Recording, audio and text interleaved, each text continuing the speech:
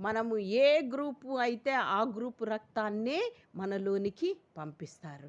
అప్పుడు అది ఆరోగ్యవంతంగాను, బలముగాను, శక్తివంతంగాను మనం జీవించగలుగుతాం. మన ఆత్మ శక్తి పొందుతుంది.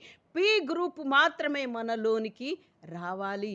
వేరే గ్రూపు అంటే సాతానుడి రక్తం మనలోనికి రాకూడదు. అప్పుడు ఏమైతదంటే ఆ లోపల ఉన్న ఆ నిర్జీవ క్రియ అయినటువంటి రక్తము మన పరిశుద్ధ రక్తాన్ని చెడగొట్టి మనకి జబ్బులొస్తాయి. అందుకనే మనము ప్రభురాత్రి బల్లను తీసుకుని ద్రాక్షారసము త్రాగునప్పుడు మనము మనల్ని శుద్ధి చేసుకొని మన నిర్జీవ క్రియలన్నీ దేవుని యొద్దకు ఒప్పుకొని మన మనస్సాక్షిని శుద్ధి చేసుకొని దేవుని సన్నిధిలో ప్రభురాత్రి బల్లను ఆలోచిస్తూ విచారిస్తూ వివేచిస్తూ మనం తీసుకోవాలి. లేకపోతే ఆ